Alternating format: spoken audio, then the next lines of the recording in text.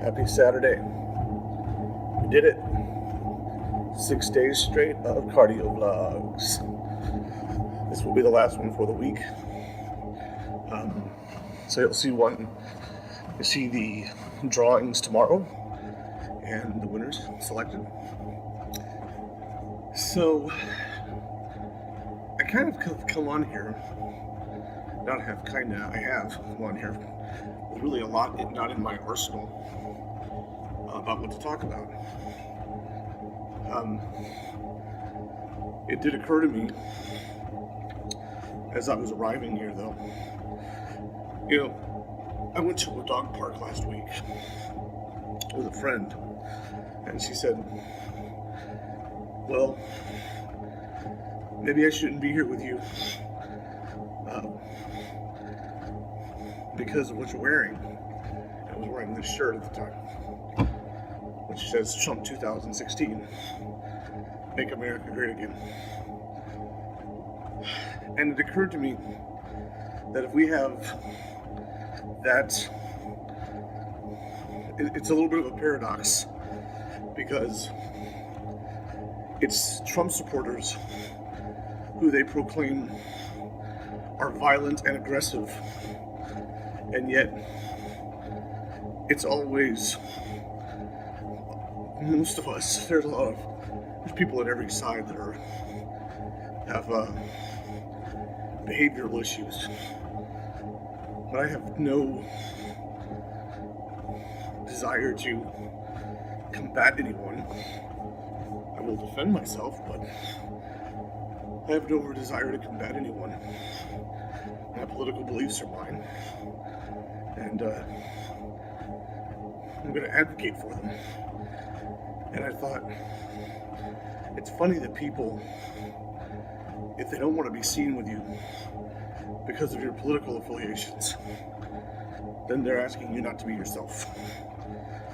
And I would say the same thing for people who wear Hillary shirts. I don't care if you support her. I don't believe she's the best for the country.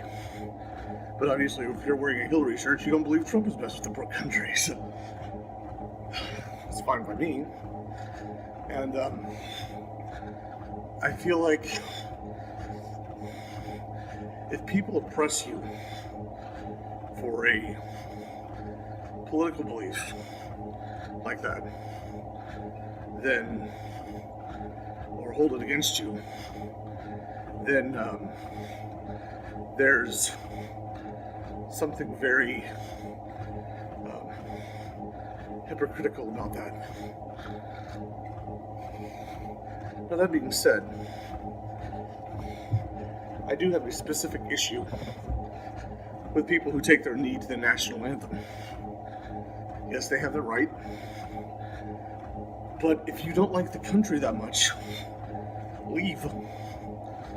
If you really have that strong of a dislike for the country, leave.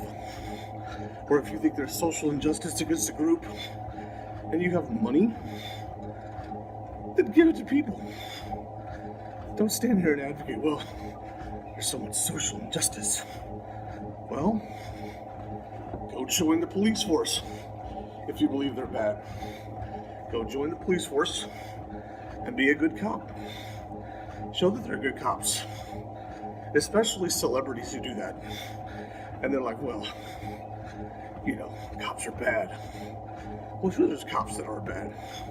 That doesn't mean it represents the majority of cops. There's bad people in everything. Bad people in politics, bad school teachers, bad everything. But to stand up and use a pulpit of, well, we need, social change here, and this is that. Well, if you're so high and mighty and you believe all that, walk away from your $100 million a year contract and go do it. Because in the end, what's important to you is social injustice, right? Wrong. It's attention they seek. Because if they really gave a damn about it, they go do something about it. Someone was saying something really interesting the other day about people like Alec Baldwin and Barbara Streisand. These are people who say that if Trump is elected president, they will move to Canada. Well, I thought it was great because if you believe Trump is discriminatory against Mexicans, people from Mexico, and you believe that country is so good, or people from Saudi Arabia or Syria, and those areas that are being racially profiled and things are being held against them, and Trump becomes president, why move to Canada? Why don't you move to Mexico? Why don't you move to Syria? Well, the answer is they are purely soapbox supporters. They don't actually believe it, because if they did, they would put effort into doing something about it. Lip service, anybody can have lip service.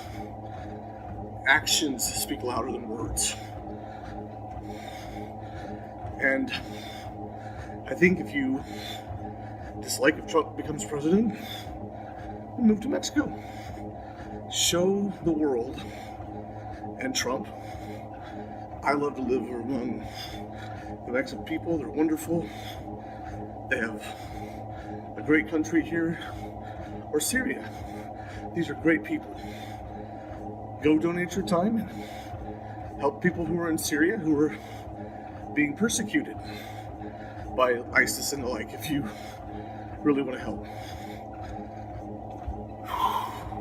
What was it I was hearing?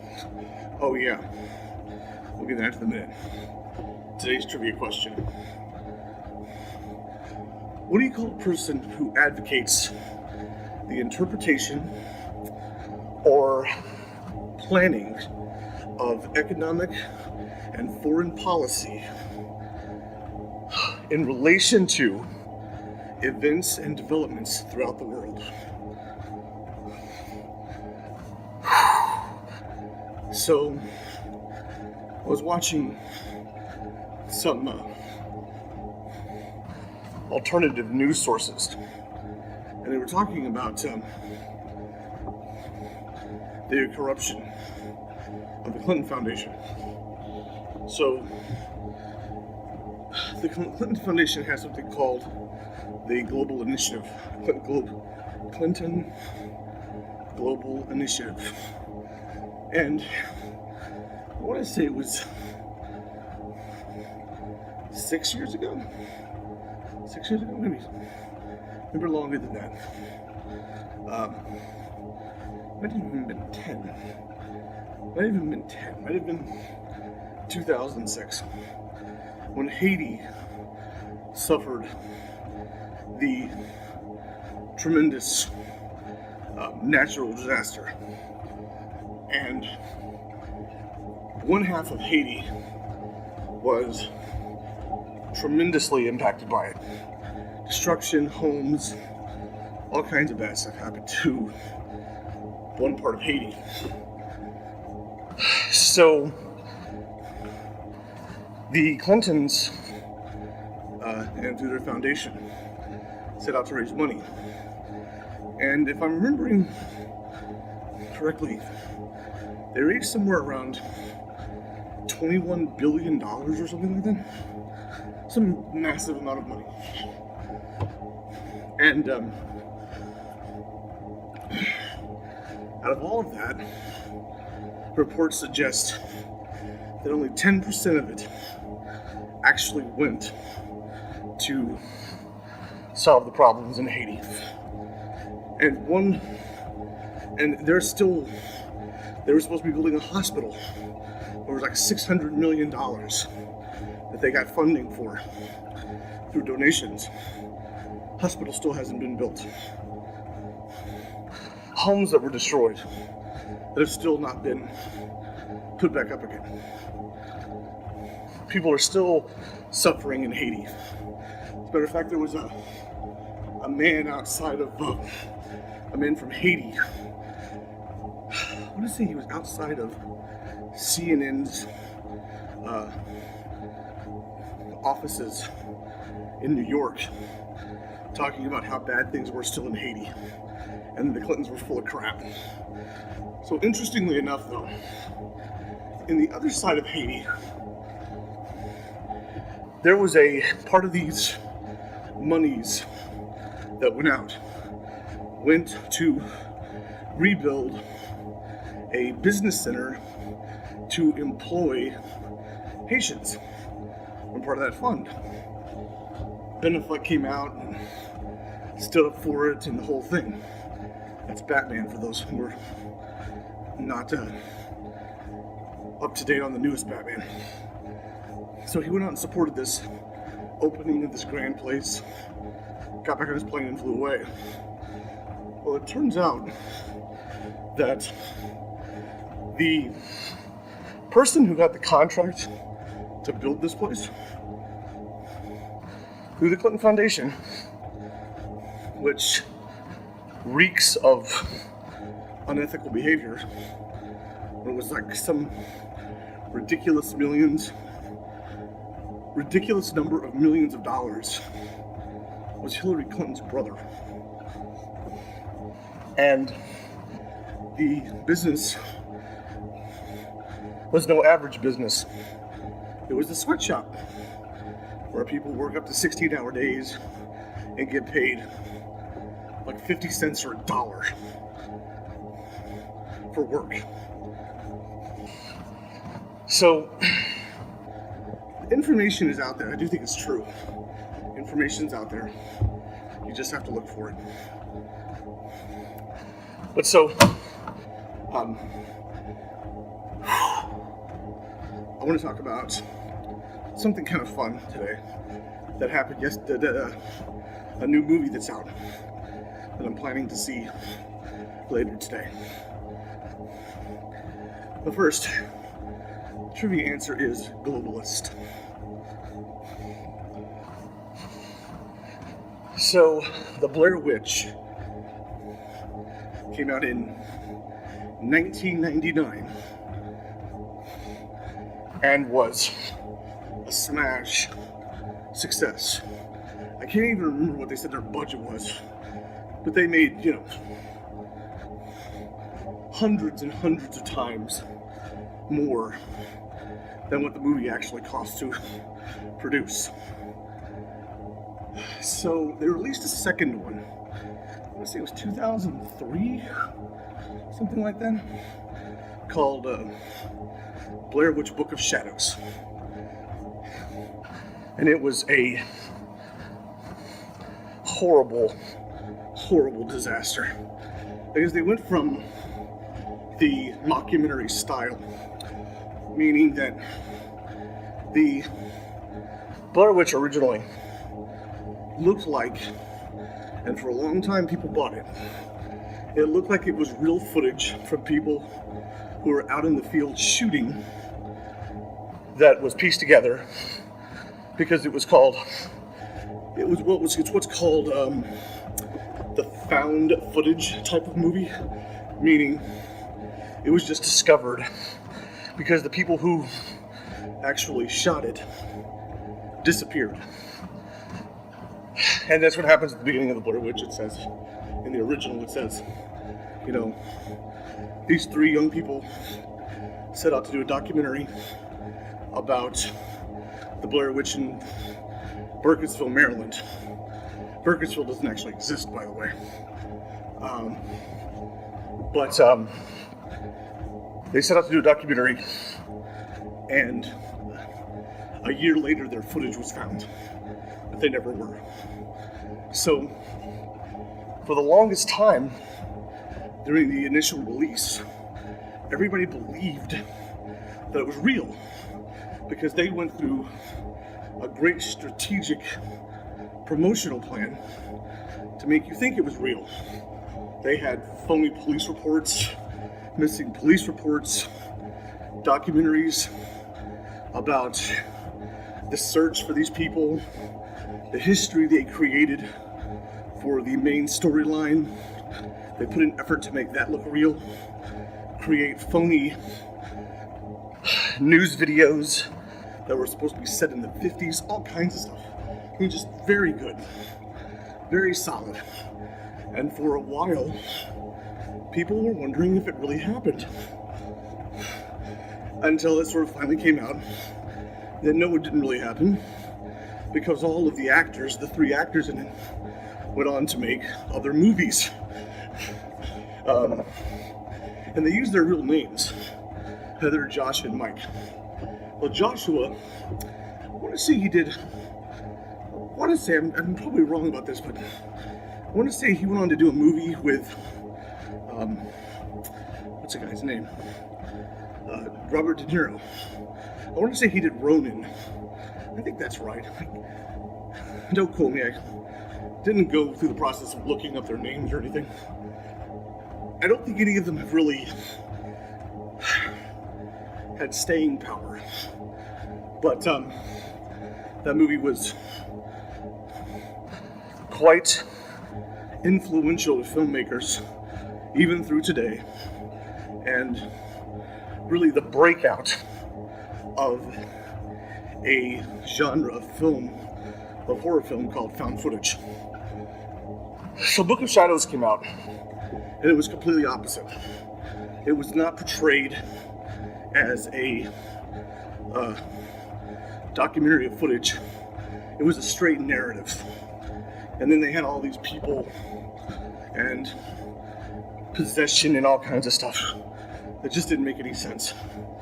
It bombed. I actually, before it was released, I lived in Austin, Texas, and I won tickets from a radio station to see a sneak preview of the film. And I was a huge fan of the original Blair Witch. Not to the point where I had like posters and all that, but just a huge fan of it as a film. And that movie was so bad, I did not stop laughing throughout it. I kept mocking it. I was a real dick, okay, let's just put it that way, in the movie theater, because I kept laughing at it. And at one point, I was laughing so hard at one of the stupid parts of it that someone behind me, way in the distance, yelled, "It's not that damn funny." Turned out later on that this person and I knew each other, but we didn't know each other from we didn't know each other while we were at the theater, because we were acquaintances at that point. And then it turned out later on that he was yelling at me because I was the one who was laughing at him. So now, a new movie from a really good director has come out called The Woods. And they really didn't hype it as being the follow-up to the Blair Witch. They just called it The Woods. And now they've finally started sharing that it is, in fact, the Blair Witch follow-up. Probably the better Blair Witch follow-up. So, it follows the original style of Blair Witch, and it's all, well, for the most part, and it's found footage.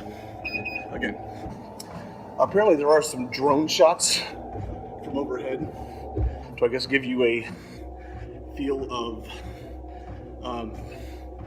the large space that they're dealing with.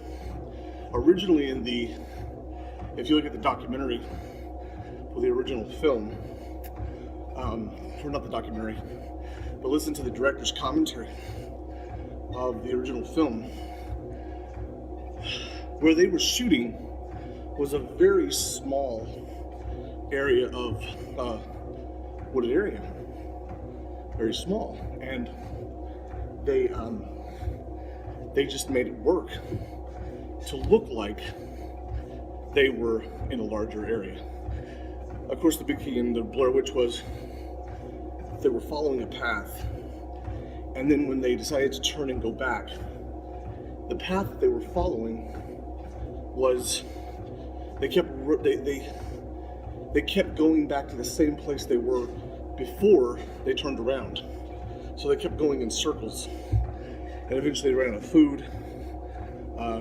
They ran out of resources, because they had only planned for like 2 or 3 days, and it got to be, I think it was day 7 or day 8 when things finally hit the fan, and they were being, they weren't able to sleep at night because they were constantly haunted by things.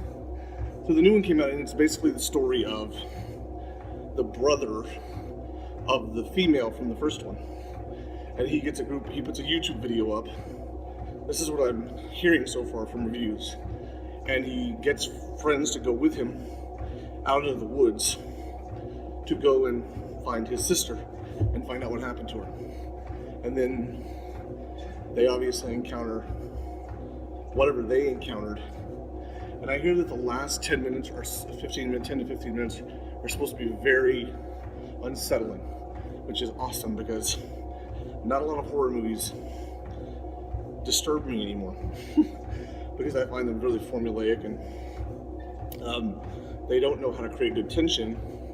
They can give you a psycho-looking person, but it's what you don't see sometimes that's more important. It's sometimes the sounds that creep you out. Twigs snapping behind you, which is indicative of someone walking, and yet there's no one there. Noises that are around you, but you can never tell where the source is. I mean, there was just some haunting stuff in the Blair Witch. If you're, 12 or 13 years old, you probably don't want to watch the Blair Witch because you'd be freaked out. But it's really, really strong. And I don't know if it's rated R or not. I'd be surprised if it isn't.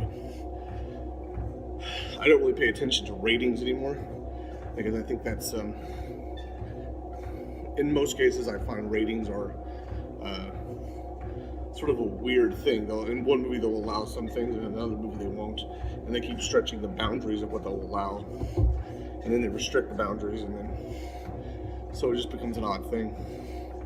But I'm looking forward to seeing that, because I really was a big fan of that style of horror film, if you want to call it that. Really, in a lot of ways, it's more like a suspense thriller, but looks. The trailer is all. They're playing. Oh God! I think the song. I don't know who the artist is, but it's the song is called "I'll Be Watching You," and it's a pseudo stalker song about. It's supposed to be like a romantic sense, but they have a woman singing it, very slowly and melodically almost, while you see, footage from the film, but there's no audio like with an actor talking or anything like that. So I'm looking forward to seeing it. Kind of excited about that. I'm hoping to see that late tonight or something like that, and hopefully I can get a couple of people to go. I put out a call on Facebook for friends to see if they wanted to join me. Thank you. But I'm looking forward to seeing that. I'm planning to see the Edward Snowden film today, done by Oliver Stone, because I'm a big fan of Oliver Stone. He did some great movies. If you don't know, he did Wall Street, which is a really, really good movie. One of my favorite movies of all time, actually. All right, I'm going to have some trivia and all kinds of fun stuff for you coming up this next week. Some unique topics.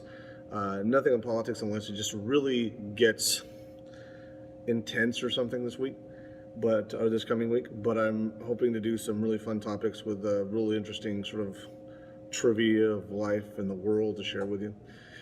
So thanks for joining me this week, all of you watching.